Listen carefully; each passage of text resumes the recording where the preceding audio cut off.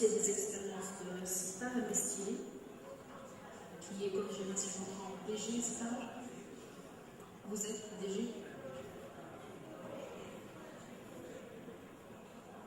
Donc, qui est fondateur de tunonvoline.com et qui est fondateur de Tunissuper et qui va faire une avancée et qui va nous parler du web marketing, des influences, des dialogues et des expériences produits ou marques. Donc, à sa gauche, c'est Khaled Awish qui est. Salam alaikum. Excusez-moi, je n'ai pas l'habitude de rester assis pendant que je parle. Donc, Inch'Allah, c'est toujours comme ça. Alors, au début, mon programme c'était de vous parler du web, de la tendance et l'employabilité. Bon, vu que j'ai trouvé que le panel c'était plus du marketing, donc j'ai changé ça et j'ai choisi de vous parler de l'e-marketing, les tendances et l'aperçu de technologie Google. Donc, mon intervention prend 15 minutes. D'accord, voilà, donc je ne vais pas prendre sur le temps de mes confrères, mais je vais sélectionner une technologie et une tendance. On va en parler. Ok? Donc, tout le monde sait ce que c'est que le processus d'e-marketing. Le processus d'e-marketing, ça passe forcément, comme tout processus, par ce qu'on appelle la route d'énigme. Donc là, on a plan, do, check, act. Ça, c'est du management. On ne fait pas un cours de management, mais juste pour rappeler ça. Donc, ça commence par fixer les orientations, planifier et communiquer, encadrer la réalisation, mesurer les résultats, suivre et mettre en place l'amélioration. Pratiquement pour l'e-marketing. Qu'est-ce que ça va donner? On va prendre un des axes. On va prendre en fait deux axes. Premier axe, fixer les orientations, planifier et communiquer. Pour faire ça, on a besoin de comprendre la cible. Et pour comprendre la cible, on va voir deux aspects bien définis. Le premier aspect, c'est les tendances en utilisation matérielle.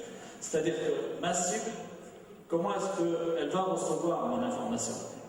Le marketing, c'est aussi ça, c'est comprendre le matériel, comment l'utilisateur va voir mon information. Il y a les affiches, il y a plein de choses, mais disons pour le web, il y a des supports bien définis, on va les voir. Donc, le diagnostic de la cible en 2011, selon IPSOS, qui est un groupe d'études et de conseils spécialisés en marketing et publicité, il a permis de voir les supports connectables, le type de support connectable, le type d'usage par support et la connectivité par support.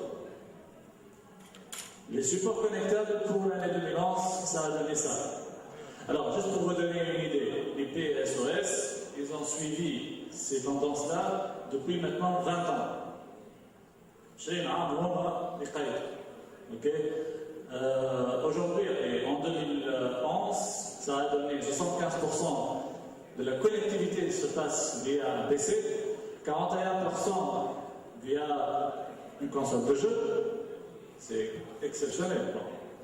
41%, 34% en utilisant un sédentaire. Sédentaire, c'est-à-dire que ça ne bouge pas. Okay? C'est comme un PC de bureau qui ne bouge pas.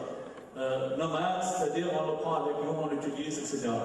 Donc, comment on voit? On ne va pas trop aller dans le détail, mais quand on cherche l'information sur un support sédentaire, généralement, on cherche à faire de l'e-commerce, messagerie instantanée, compte bancaire, chat, forum et téléchargement.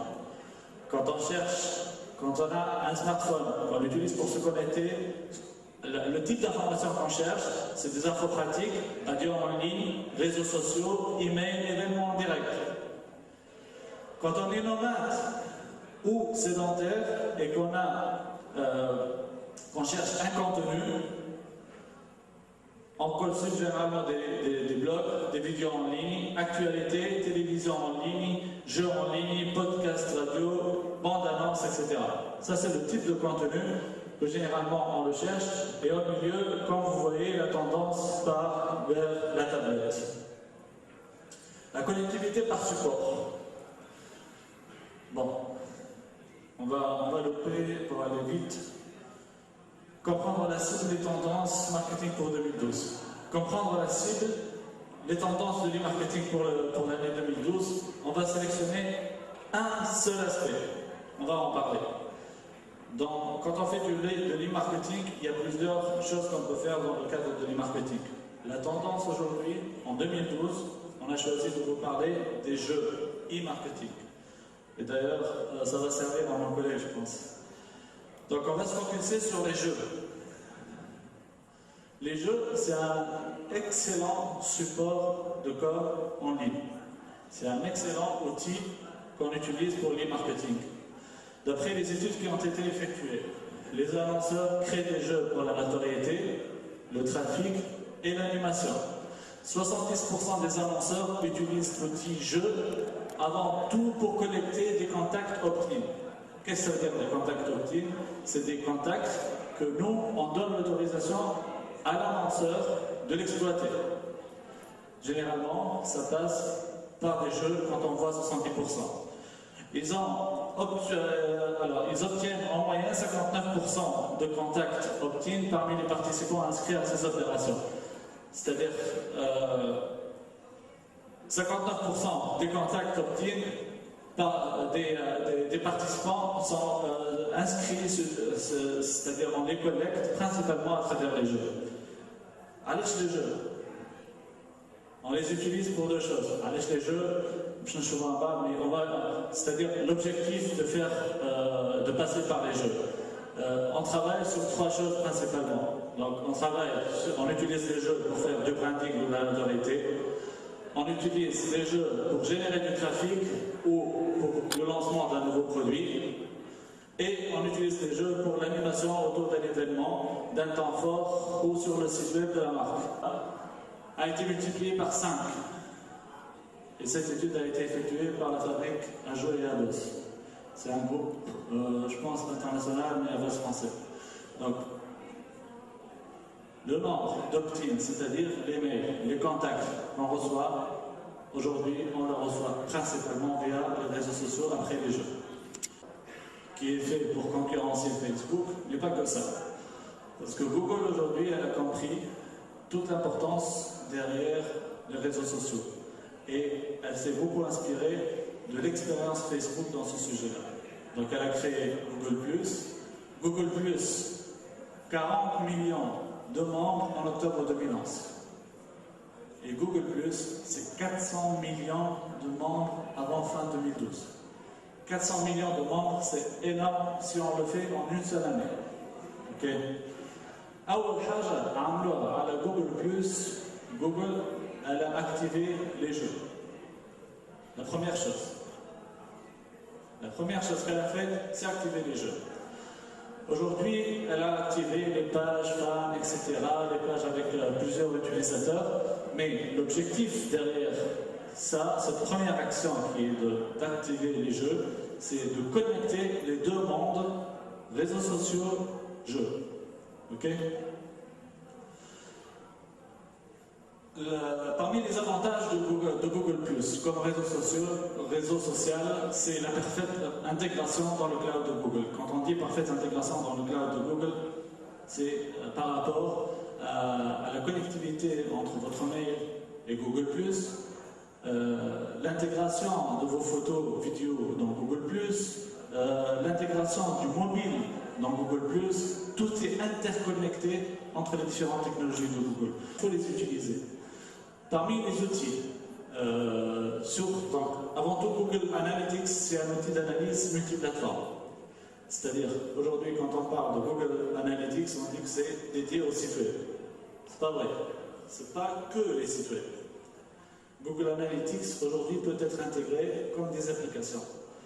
Google Analytics, on peut aujourd'hui l'utiliser dans les applications pour mobile. Parce qu'il y en a qui savent qu'on peut l'utiliser dans les applications comme mobile. C'est bien. Donc il y en a deux, c'est bien.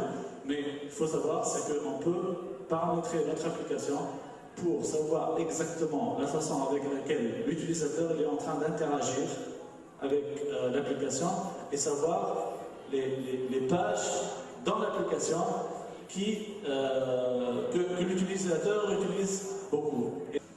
Quand on m'a posé la question, seriez-vous prêt à présenter quelque chose sur le web marketing, la première question que j'ai posée, c'était pour quel public, pour qui? Parce que le marketing, c'est avant tout qui va consommer, quelle cible on vise. Même une présentation comme ça, c'est du marketing. Alors le web marketing, avant de parler de web marketing, parlons web. Qu'est-ce que c'est que le web en Tunisie, en chiffres? Il faut savoir qu'en Tunisie, environ 25% des foyers accèdent à Internet aujourd'hui par tous les moyens.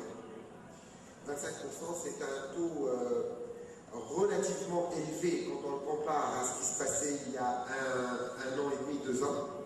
Parce que de 2009 à 2011, il y a eu doublement de l'accès sur Internet dans les foyers des gens. Et ça, c'est extraordinaire. Mais 25% pour un pays comme la Tunisie, avec le niveau de vie qu'il y a en Tunisie, c'est pas assez. On est à la traîne par rapport aux pays industriellement évolués, comparé à l'OCDE. Si on prend un pays comme la France, qu'on connaît bien, le taux d'équipement Internet en France, dans les foyers, est de 70%. 70% des foyers disposent d'Internet chez eux en France. Et si on rajoute l'accès mobile, ça devient bien plus que ça. En Tunisie, 25%, on est encore en dessous des standards internationaux. Et quand on dit en dessous, ça a un sens. Quand on était à 10-11% Internet en Tunisie, on ne pouvait pas du tout parler de web marketing. Quand on arrive à 20-25% comme on l'est aujourd'hui, on commence à parler de début de web marketing. C'est uniquement quand on arrive à des taux de 40-50%, c'est là où on parle de web marketing réellement. Pourquoi? Parce que les plus gros consommateurs de marketing dans le monde, les plus gros publivores, je dirais, c'est les grandes entreprises de produits de grande consommation, les fast moving consumption goods, c'est-à-dire tout ce qui est alimentaire, tout ce qui est hygiène et beauté, produits d'entretien, des produits qui visent la ménagère dans le sens marketing. Et aujourd'hui, il est illusoire de penser que une marque comme Unilever, les marques de Unilever, vous connaissez les marques de Unilever, de Omo jusqu'à Saint-Cyr, en passant par Lipton Tea, tout ça c'est Unilever, de la convaincre cette entreprise, ce groupe, de faire du marketing classique sur Internet. Parce que la ménagère n'est pas en face. Pas encore, du moins, d'une manière massive. Le coût du contact est bien meilleur encore à la télévision, malgré le fait que le coût d'accès à la télévision est cher. Et que le coût d'accès à Internet est faible. Mais le coût du contact pour contacter une ménagère, la télévision, c'est encore un moyen beaucoup moins cher en pourcentage de la cible visée. Donc aujourd'hui, on n'est pas encore dans le marketing de masse, on est encore dans le marketing de niche sur Internet en Tunisie, malgré tout, malgré les 20 à 25% de pénétration. Donc, mais il y a des marques de grande consommation qui ont commencé à utiliser Internet d'une manière plus massive que d'autres, qui visent la ménagère, mais qui visent aussi les adolescents, les jeunes, les moins jeunes. D'ailleurs, c'est une marque qui se veut, je vais donner le nom de cette marque, qui se veut être une marque de 7 à 77 ans, voire plus, voire moins. C'est Coca-Cola qui a le plus utilisé le web marketing d'une manière agressive et presque conforme à ce qui se passe dans le monde en Tunisie. Donc, c'est un début. Probablement, un jour, on verra des produits de Henkel, des produits de Procter & Gamble, des produits de grande consommation, ou alors des produits de grande consommation alimentaire, envahir le net, envahir le web tunisien. Bon. Alors, par rapport à cela, le web marketing, qu'est-ce qu'il offre de plus par rapport aux médias classiques que vous connaissez, la télévision, la radio, l'affichage, ou il rapporte la chose suivante. 3 points, j'aimerais bien qu'on soit tous conscients de cela par rapport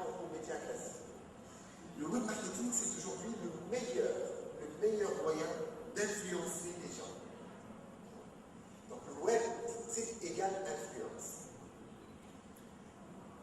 Aujourd'hui, on est à la veille d'un jour important, le jour où un dictateur est parti. La révolution tunisienne, c'est une opération aussi marketing. Ça ne veut pas dire qu'on baisse sa portée morale ou politique, mais c'est aussi une affaire marketing, c'est-à-dire c'est un projet qui a été vendu aux gens parce que les gens ont été convaincus par ce projet. Et par quoi ils ont été convaincus? Par quels moyens? Entre autres, Internet a joué énormément pour le 14 janvier. Donc, le web est un instrument d'influence notoire très puissant. Bien plus puissant que la télévision, que les journaux classiques ou la radio. Et en marketing, vous savez tous que l'influence est un facteur fondamental. Je vous donne un exemple de ce que ça peut apporter l'influence. On prend Coca, une marque qui date de 125 ans. J'en fais pas la pub, on est peu nombreux. On a tous un jour bu un bout de Coca. Même si. Coca, par exemple, si je prends une bouteille de Coca, avec sa forme vénusienne, et je la mets sur une table bleue, fils de Bouzrif, quand c'est des chabas. Ça me fait un kawapa. Les jeunes patients, le café des délices. حطوها فوقها عربي جو عربي. كيمثلوا الناس يقولوا لهم فما مشكله يعني وريهم تصويرها فما شي حاجه مشكله حاجه تقلقكم. Il y a quelque chose qui vous titille, qui ne correspond pas à la réalité, ou il y a un truc décalé, quelque chose qui ne va pas. Et bien pas du tout. Coca-Cola, qu'est-ce que vous avez? Coca, elle est complètement dans son élément, جو العربي. Ça y est, دخلت روح العباد. ما عادش ذاك الشركه امبرياليست امريكان اللي فيها برشا سكر وبرشا اسيد ويمكن تنقل الكرش ويمكن تسمنا وتجيب لنا الكوليسترول وتجيب لنا الديابيت وما نعرفوش شنو هي الفورمول بتاعها وتمشي في العالم كله بطرق ماركتينغ دوش donc tous les éléments négatifs qu'on pourrait penser nous racontent. De nous في l'environnement terrestre, elle nous a complètement influencés. Une marque qui a réussi à faire ça, c'est très fort. Coca a réussi. Donc, le web marketing est une excellent outil d'influence. Ça, c'est très important. Le web égale influence. Deuxième point. Le web marketing, c'est aujourd'hui aussi le meilleur moyen de dialoguer avec son audience. Le web est égal dialogue. Le web égale dialogue, les marques ont besoin de dialoguer avec leur audience, leur cible. Cette dialectique, la marque, aujourd'hui, elle en a besoin. Elle a besoin de films, elle a besoin de... Et ce dialogue se fait notamment, ça a été présenté par Célestine tout à l'heure, à juste titre, ce dialogue se fait notamment grâce aux réseaux sociaux. Donc, une marque a besoin de donner des messages sur lesquels se positionnent ou qui sont commentés par ses consommateurs. Et ça crée une sorte de relation. Quand on dit dialogue, c'est-à-dire partager la logique en grec, partager, dialogue. Et donc, le partage, le dialogue est un niveau supérieur à la relation de la notoriété. Je connais une marque, mais si en plus je peux dialoguer avec cette marque, c'est-à-dire qu'elle m'offre quelque chose et je lui réponds et je la commande, le club chocolat Sotushop, le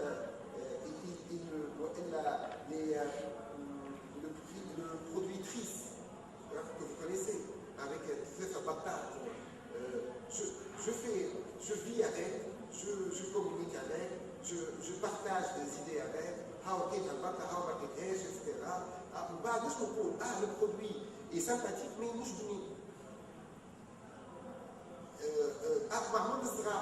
ces commentaires-là, l'annonceur en a besoin. L'annonceur peut aussi dire que c'est la petite Madeleine de Proust, c'est-à-dire, elle dit que quand elle est adulte, il fait qu'elle fait même si le goût n'est pas bon. Il fait qu'elle fait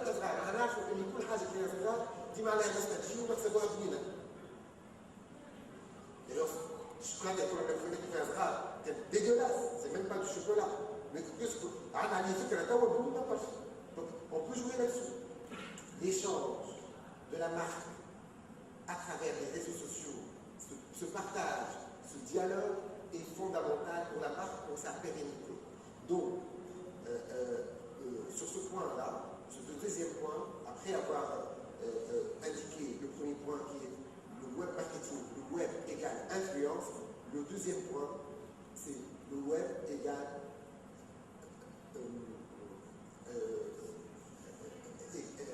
dialogue. Troisième point.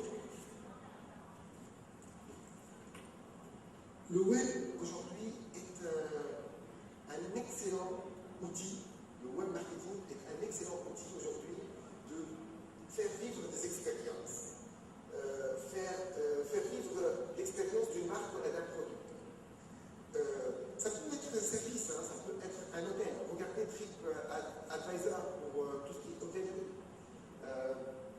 Et remarquez, hein, pour TripAdvisor, pour ceux qui connaissent, hein, c'est-à-dire on donne notre avis, on a été dans un hôtel, on donne notre avis, j'irai jamais dans cet hôtel-là parce que la cuisine est mauvaise,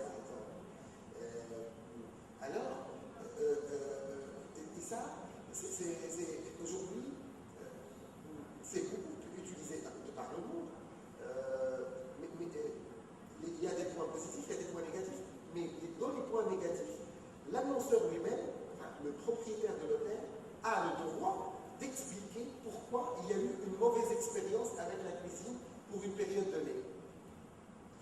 Donc, ce que je voulais dire sur ce troisième point, c'est cette expérience marque qu'on décrit. Ah, hier j'ai bu un Coca-Cola très frais, au bord de l'eau, à la plage, etc. C'était un moment magique. Bon, cette expérience marque, ou alors on dit Coca-Cola a accompagné toute ma vie. J'ai parlé beaucoup de Coca, c'est un exemple. Donc l'idée c'est que cette expérience marque, c'est ce que cherche tout annonceur. Tout annonceur veut qu'on humanise le brand, qu'on humanise la marque, qu'on la rende quelque chose de vivant, une essence, une vie, pour que ça vive le plus possible. La description de l'expérience marque est quelque chose de fondamental. Donc, le web est un excellent moyen marketing pour justement faire vivre des expériences produits, expériences marques, qu'on ne peut pas avoir à travers la télévision, à travers la radio, ou un journal papier, même pas peut-être un journal électronique, tant aujourd'hui, en fait, les relations sont plus complexes sur Internet, à travers les réseaux sociaux, à travers les blogs, à travers les sites web, etc. Et qu'est-ce qui fait le plus vivre les expériences? Tout à l'heure, Célestine en a parlé, à juste titre, c'est les jeux, les applications, les petites plateformes qu'on trouve aujourd'hui sur tous ces terminaux qu'on voit devant nous, qu'ils soient terminaux portables, mobiles ou terminaux fixes. En tout cas, les applications, les plateformes, les jeux qui sont à distance, ça fait beaucoup vivre une expérience produit, une expérience marque. Et pour cela, je donne un exemple. Typiquement, depuis quand existe la marque Coca-Cola? Un jeu. Quand on répond à 125 ans, déjà dedans, il y a la dimension profondeur de la marque. Déjà, c'est pas tant la réponse à la question du jeu. Depuis quand Coca-Cola existe? Mais c'est, quand on dit 125 ans, c'est pas comme dire il y a 5 ans. Si je vous pose la question, par exemple, Randa, qui est une marque pour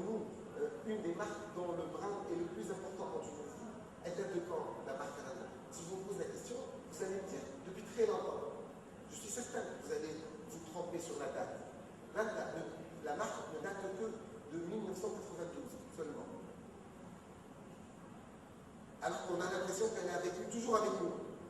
Ça, c'est la force du marque. Mais quand on dit 10 ans, c'est pas pareil que quand on dit 1949, par exemple, pour Épidore, etc. Donc, mais le jeu, quand on pose une question, un annonceur pose une question dans un jeu sur le web, il veut dire quelque chose, un message derrière. D'accord? Alors, je نعطيكم une envie de lancer des projets sur le web et le marketing. 5 سنين تاني حبيت نلانسي un concept très simple. قلت نعمل magazine sur la communication. اوكي؟ 5 سنين تاني ما عنديش فلوس. 5 سنين تاني ما كنتش نجم نعمل magazine. هذا ما يعطينيش l'autorisation. Qu'est-ce que je vais faire? Bon, internet, نعرف نبلش في البداية كل شيء. هادي نلانسيو un portail. Prodacom.com. 4 سنين تاني تلانسا un portail اسمه Prodacom.com. lancé par un petit jeune, ما يعرف حتى شيء، ما يعرفوا حتى في الcommunication, mais qui avait envie justement de réussir. Prodacom.com, donc à la racine, il dit tiens, je n'ai qu'à la communication de les acteurs, on va les présenter un à un au chien, et je suis et il va réussir. Zéro moyen, zéro financement, zéro argent, mais un concept très simple, un site en version basique, tout simplement tous les jours, on va tout ça dans les campagnes, je fais ma dis, et là, à la racine, un portail qui parle de la communication. C'était bien avant, justement, ni Facebook et les autres et tout. Et c'était quand même une petite révolution par rapport au secteur de la communication. Donc un engouement, une ténacité, les agences et ça a commencé petit à petit à réussir. Et de là, sont nés les guides des agences internes, sont nés les événements Prodacom et d'autres choses. Et là, on lance une émission carrément télé Prodacom. Pourquoi cette histoire-là? Pour vous dire que si vous avez envie de réussir le web marketing, il faut deux choses. Il faut avoir l'envie de réussir et il faut savoir vendre des idées. Allez, chérie, à la fin de Prodacom, on a notre projet. Les héros qui fait créer donc, du buzz sur les portails, qui fait créer du buzz sur le web. C'était avant même l'engouement sur Facebook, hein, bien avant. Après, j'ai ma fait tiens, il y a une place à prendre pour les portails. Mais la vidéo manque chez Tunis. On a lancé le premier portail qui utilisait à 100% la vidéo. Ça s'appelait tunisclub.com. Ça, c'était 2 ans et demi en arrière. Donc, là, la vidéo commence justement à être diffusée, à se propager justement, et il y a d'autres portails qui utilisent justement cette vidéo-là. Mais nous étions arrivés, nous étions toujours les premiers. Donc, Prodacom, Tunisclub, tiens, Tunis. Un troisième portail, le tourisme. On vient de lancer il y a 4 mois un nouveau portail, c'est Tunisie.co, qui reprend exactement les mêmes recettes que les 2 autres, vidéos, du contenu très intéressant, et avec des photos, du live, des choses intéressantes. Troisième portail. Donc, en fin de compte, on s'est dit, là, c'est intéressant, c'est bien. Donc, avec tous ces portails-là, il y a beaucoup de portails qui se lancent tous les jours. Il y a beaucoup de choses qui se lancent et qui ont envie de lancer des nouveautés. Je vous dis quelque chose, c'est très simple de lancer. Si vous avez une idée intéressante, allez-y. Même si ça ne marchera pas, vous gagnerez l'expérience que vous l'aurez fait. Allez-y, n'hésitez pas. Le web marketing, donc juste, moi maintenant l'intervention, je veux vraiment qu'elle soit beaucoup plus proche. Le web marketing, il n'y a pas de recette miracle. Il y a juste des gens qui savent convaincre de choses. Menchira, vous convainquez, vous devez convaincre vos lecteurs. L'abed, il y a le jour, je veux lancer un portail. Ok, mais est-ce que vous avez des moyens pour les faire revenir tous les jours, ces gens-là? Que ce soit sur un téléphone portable, ou un iPad, ou Internet, ou une application, est-ce que vous avez les moyens de les faire revenir tous les jours?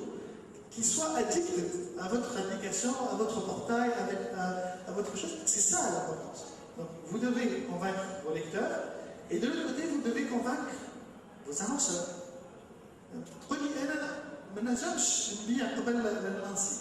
C'est possible aussi de vendre même à des annonceurs et d'avoir des annonceurs même avant de lancer.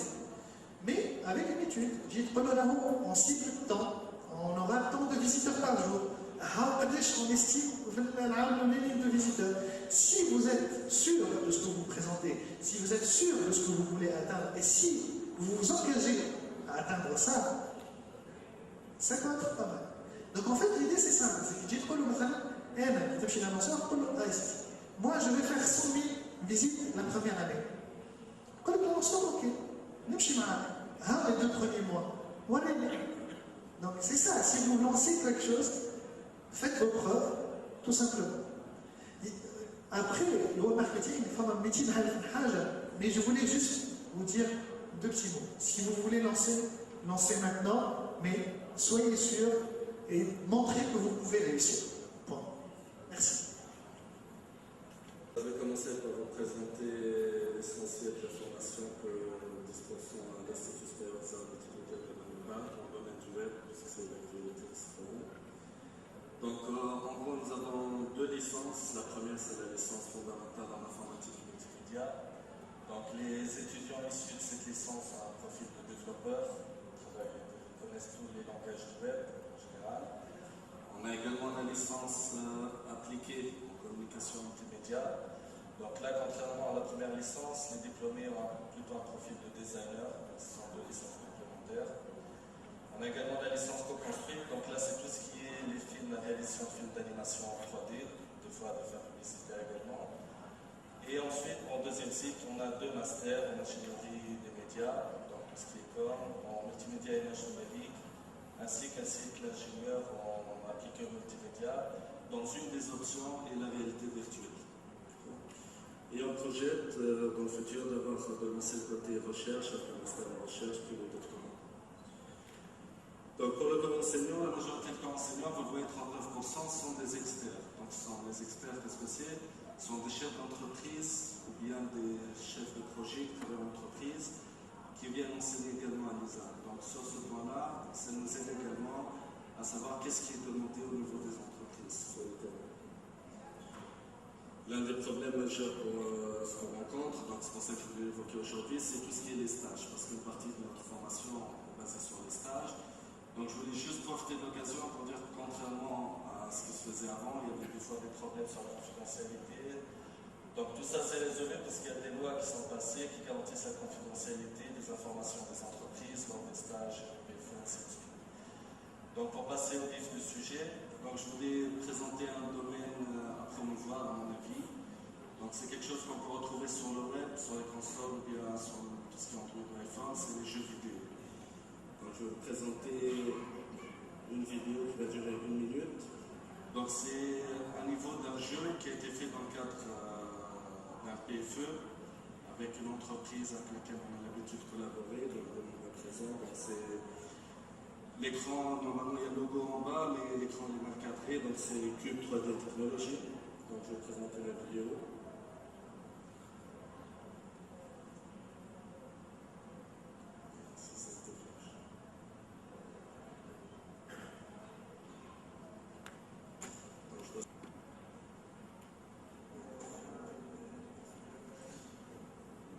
Là, ça ne soit pas très bien à cause de la luminosité.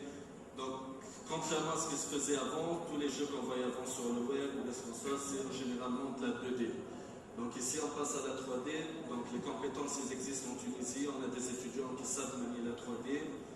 Cet exemple-là, c'est un jeu, c'est un level qui se passe à Sidi Bou Saïd. Donc les étudiants, ils ont reproduit à l'aide des plans tout Sidi Bou Saïd. Ils ont reproduit également la texture, ils sont revus sur le terrain. Ils ont reproduit également des bâtiments existants, donc c'est une reproduction fidèle, donc on va voir la suite. Donc là c'est le making of, c'est pour vous montrer quelles sont les techniques utilisées et pour avoir une idée sur la difficulté.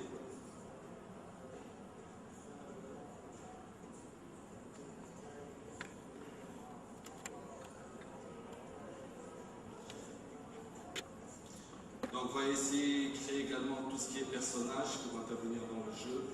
Donc les logiciels, je pense que vous le connaissez.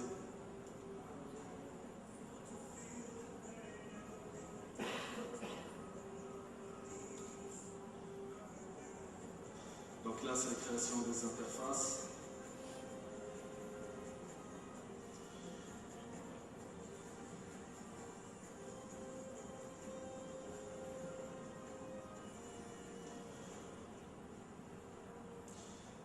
Ici, c'est le moteur de jeu utilisé, c'est pas très clair, comme vous le notez. Voyons le positionnement des caméras. Donc tout est basé sur des lignes de code, également pour l'IA, l'intelligence artificielle, en général c'est du C#.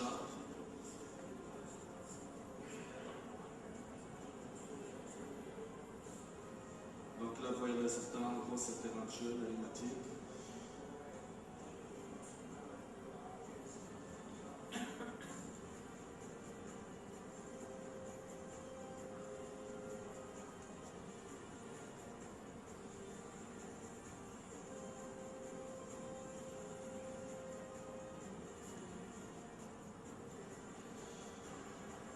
Donc là, c'est un jeu qui comprenait 4 niveaux, donc ça fait l'objet de 4 PFE.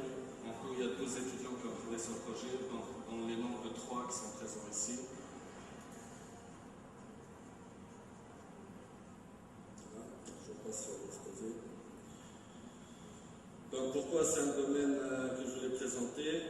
Parce que comme vous savez, comme M. Messier l'a présenté tout à l'heure, pour le marketing, c'est les jeux. Donc quelques chiffres. Le chiffre d'affaires en 2011 sur le plan international, pour tout ce qui est jeux vidéo, tout support confondu, était de 50 milliards de dollars.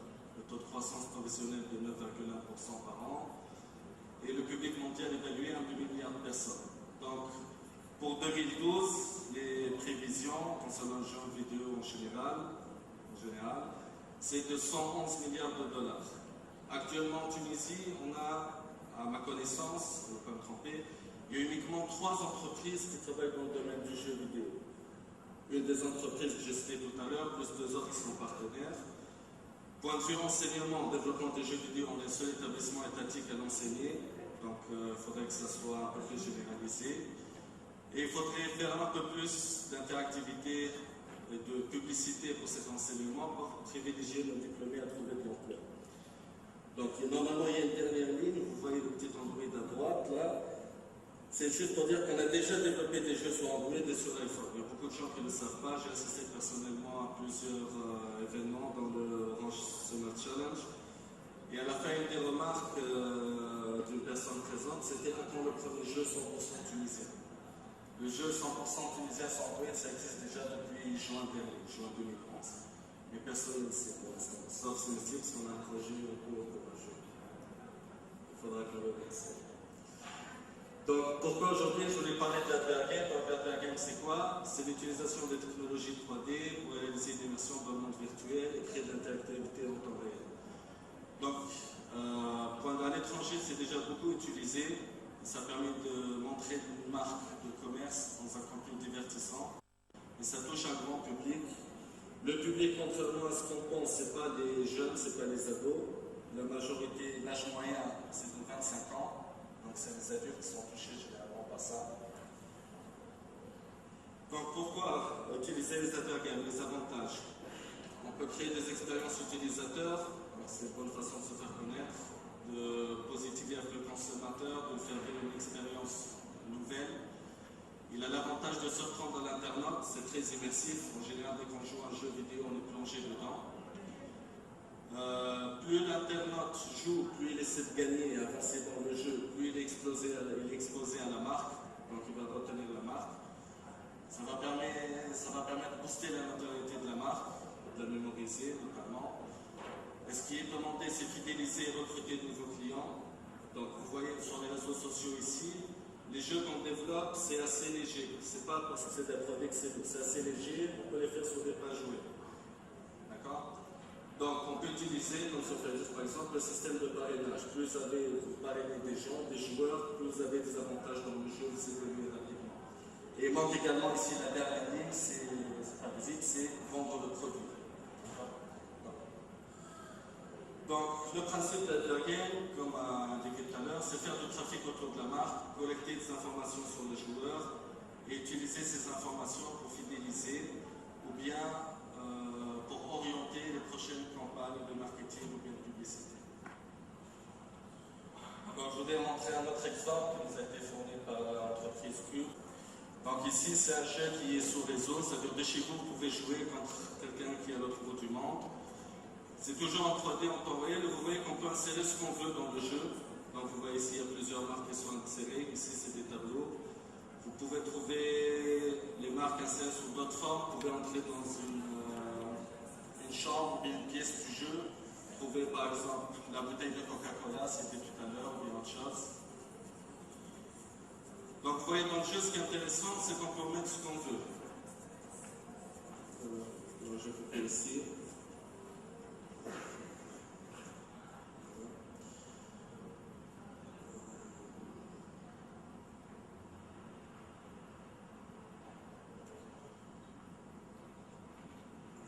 Donc ici, je vais revenir à l'ESAM. Donc pour les jeux, à part le moteur de jeu, il y a les technologies utilisées.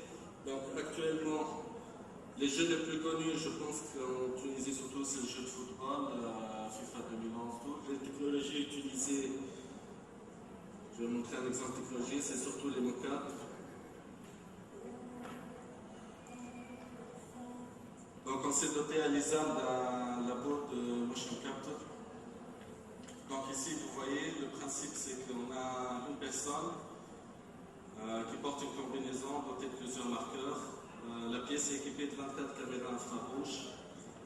Et vous voyez sur l'écran, là-bas il y a l'écran, il y a un avatar en 3D qui réagit en temps réel, il suit le mouvement de la personne qui porte la combinaison. Donc pour cette technologie, à part la mocap, on a également la mocap faciale. Donc c'est pour ceux qui ont vu le film Avatar. Il y a des capteurs qui sont placés sur le visage d'une personne et plusieurs caméras qui sont positionnées devant lui. Et tous les mouvements du visage de la personne sont reproduits en temps réel sur le modèle en 3D comme dans le film Avatar, ainsi de suite. À part cette technologie, donc là c'est les élèves ingénieurs de l'option UNREV, donc c'est la 3e année ingénieur qu'on a. Ils développent aussi tout ce qui est les jeux pour le marketing à base de réalité augmentée également. Donc là vous voyez un exemple. Donc actuellement il est en train de tester le champ de vision des caméras. Donc pour ceux qui connaissent l'émission qui est passée avant sur TF1, le Big Deal, c'est comme ça qu'ils contrôlaient le bonhomme blanc en 3D qui était présent dans l'émission.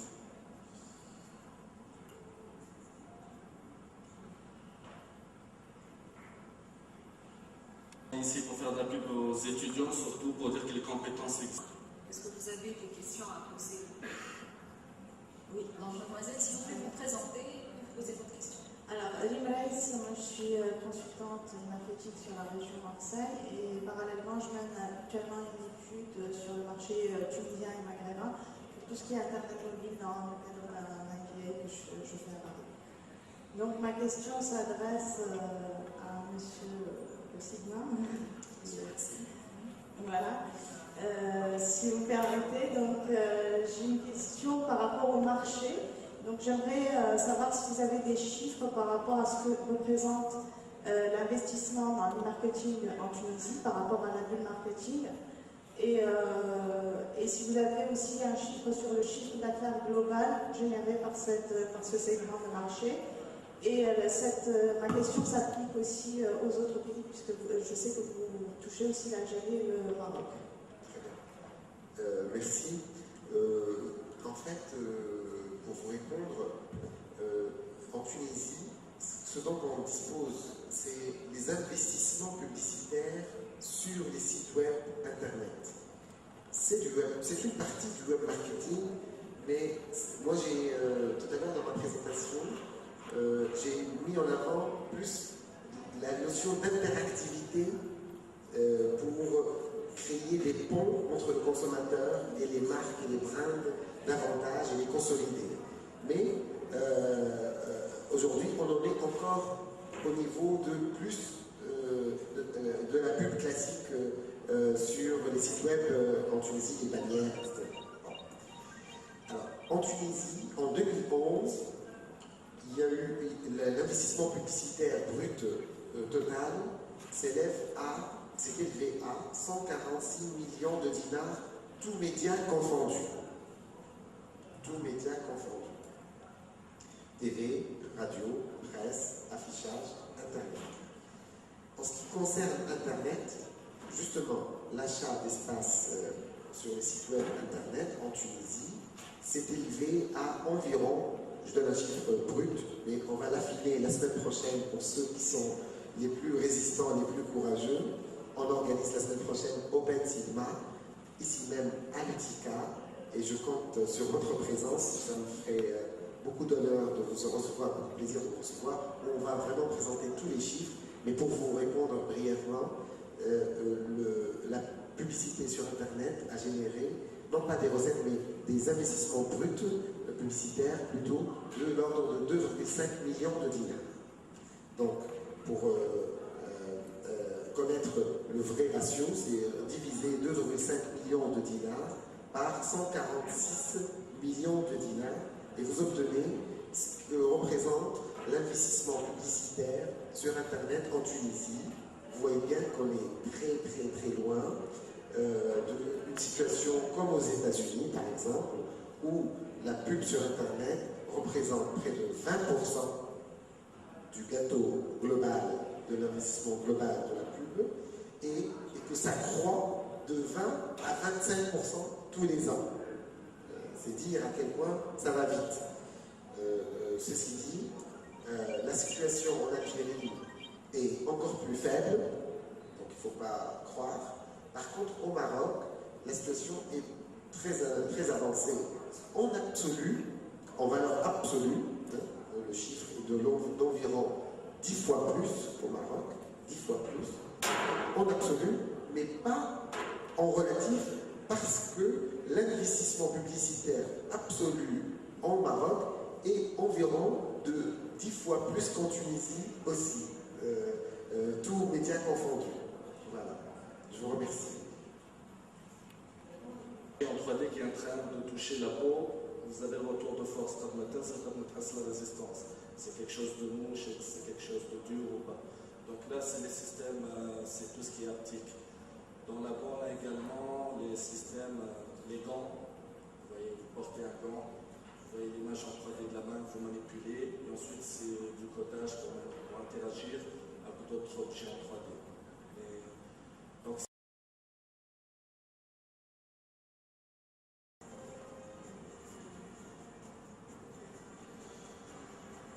Donc, là, c'est un jeu qui comprenait 4 niveaux, donc ça a fait l'objet de 4 BFE. En cours, il y a 12 étudiants qui ont trouvé ce projet, dont les nombres de 3 qui sont présents ici. Voilà, je passe à l'exposé. Donc pourquoi c'est un domaine que je voulais présenter? Parce que comme vous savez, comme M. Messier l'a présenté tout à l'heure, pour le marketing, c'est les jeux. Donc quelques chiffres. Le chiffre d'affaires en 2011 sur le plan international, pour tout ce qui est jeux vidéo, tout support confondu, était de 50 milliards de dollars. Le taux de croissance professionnelle de 9,1% par an. Et le public mondial évalué à 2 milliards de personnes. Donc, pour 2012, les prévisions concernant le jeu vidéo en général, c'est de 111 milliards de dollars. Actuellement en Tunisie, on a, à ma connaissance, je ne vais pas me tromper, il y a uniquement 3 entreprises qui travaillent dans le domaine du jeu vidéo. Une des entreprises que j'ai citées tout à l'heure, plus 2 autres qui sont partenaires. Point de vue enseignement, développement des jeux vidéo, on est le seul établissement étatique à l'enseigner. Donc il faudrait que ça soit un peu plus généralisé. Et il faudrait faire un peu plus d'interactivité et de publicité pour cet enseignement pour privilégier nos diplômés à trouver de l'emploi. Donc normalement, il y a une dernière ligne, vous voyez le petit Android à droite là. C'est juste pour dire qu'on a déjà développé des jeux sur Android et sur iPhone. Il y a beaucoup de gens qui ne le savent pas. J'ai assisté personnellement à plusieurs événements dans le Orange Summer Challenge. Et à la fin, une des remarques d'une personne présente, c'était quand le premier jeu 100% tunisien. Le jeu 100% tunisien sur Android, ça existe déjà depuis juin dernier, juin 2011. Mais personne ne le sait pour l'instant. Sauf Synestix, on a un projet au cours de un jeu. Il faudra qu'on le laisse. Donc, pourquoi aujourd'hui je voulais parler de l'Hardware Game? L'Hardware Game, c'est quoi? C'est l'utilisation des technologies 3D pour réaliser une immersion dans le monde virtuel et créer de l'interactivité en temps réel. Donc, à l'étranger, c'est déjà beaucoup utilisé. Ça permet de montrer une marque de commerce dans un contenu divertissant. Et ça touche un grand public. Le public, contrairement à ce qu'on pense, ce n'est pas les jeunes, ce n'est pas les ados. La majorité, l'âge moyen, c'est de 25 ans. Donc c'est les adultes qui sont touchés généralement par ça. Donc pourquoi utiliser les Hardware Games? Les avantages. On peut créer des expériences utilisateurs, c'est une bonne façon de se faire connaître. de positiver avec le consommateur, de faire vivre une expérience nouvelle. Il a l'avantage de se prendre dans l'internaute, c'est très immersif. En général, dès qu'on joue à un jeu vidéo, on est plongé dedans. Plus l'internaute joue, plus il essaie de gagner et avancer dans le jeu, plus il est exposé à la marque, donc il va obtenir la marque. Ça va permettre de booster la notoriété de la marque, de la mémoriser notamment. Et ce qui est demandé, c'est fidéliser et recruter de nouveaux clients. Donc vous voyez sur les réseaux sociaux ici, les jeux qu'on développe, c'est assez léger. C'est pas parce que c'est des produits que c'est assez léger, on peut les faire sur des pages web. D'accord? Donc on peut utiliser, comme ça fait juste par exemple, le système de parrainage. Plus vous parrainez des gens, des joueurs, plus vous avez des avantages dans le jeu, vous évoluez rapidement. Et il manque également ici la dernière ligne, c'est pas visite, c'est vendre le produit. Donc, le principe d'Advergame, comme indiqué tout à l'heure, c'est faire du trafic autour de la marque, collecter des informations sur les joueurs et utiliser ces informations pour fidéliser ou bien pour orienter les prochaines campagnes de marketing ou bien de publicité. Donc, je voudrais montrer un autre exemple qui nous a été fourni par l'entreprise Cube. Donc ici, c'est un jeu qui est sous réseau, ça veut dire de chez vous, vous pouvez jouer contre quelqu'un qui est à l'autre bout du monde. C'est toujours en 3D en temps réel. Vous voyez qu'on peut insérer ce qu'on veut dans le jeu. Donc vous voyez ici, il y a plusieurs marques qui sont insérées. Ici, c'est des tableaux. Vous pouvez trouver les marques insérées sous d'autres formes. Vous pouvez entrer dans une chambre, une pièce du jeu. Trouver par exemple la bouteille de Coca-Cola, c'était tout à l'heure, ou bien autre chose. Donc vous voyez dans le jeu, ce qui est intéressant, c'est qu'on peut mettre ce qu'on veut. Je vais ici.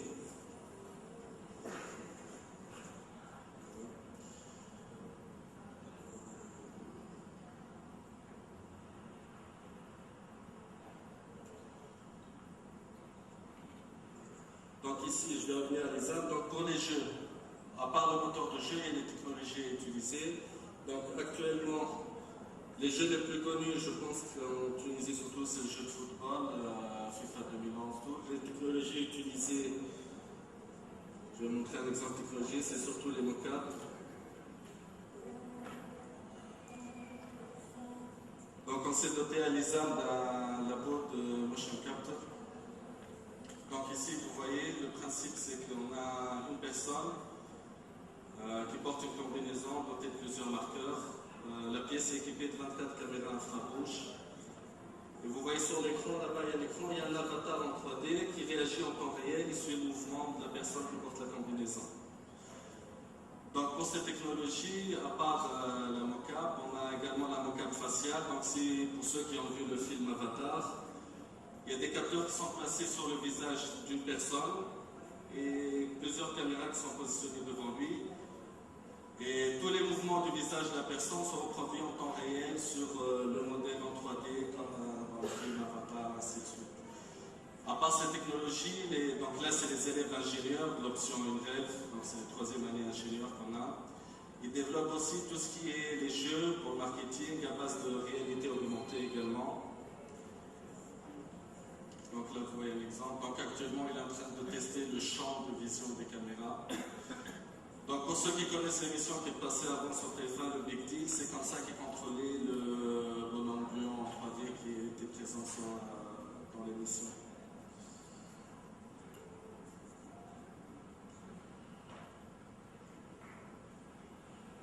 Ici pour faire de la pub aux étudiants, surtout pour dire que les compétences existent dans ce domaine. Le problème c'est qu'il y a beaucoup de chefs d'entreprise qui ne savent pas que les compétences existent, c'est pour ça qu'ils n'y vont pas directement. Nos étudiants ils savent développer les jeux en temps réel, que ce soit sur web, sur console, sur Android, sur iPhone. Donc il y en a qui, depuis l'année dernière qui existent. Donc aujourd'hui on est très heureux pour leur faire de la pub, pour faire de la pub de leurs compétences. On lance également du 1er au 3 février un concours dédié à nos étudiants. Donc ce sera au niveau de l'établissement. Donc bien sûr l'écran est toujours coupé en bas. On a des partenaires, donc notre partenaire média c'est Mosaic FM, donc on va nous faire un peu de publicité.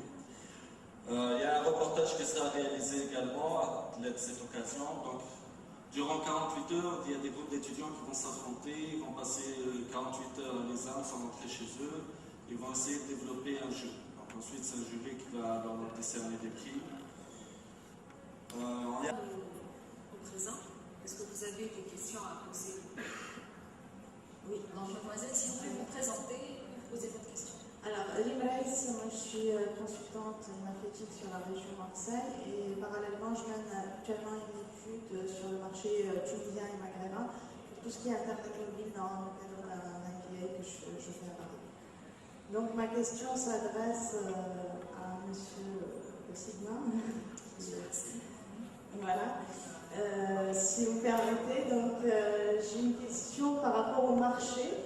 Donc j'aimerais savoir si vous avez des chiffres par rapport à ce que représente l'investissement dans le marketing en Tunisie par rapport à la bulle marketing et si vous avez aussi un chiffre sur le chiffre d'affaires global généré par ce segment de marché.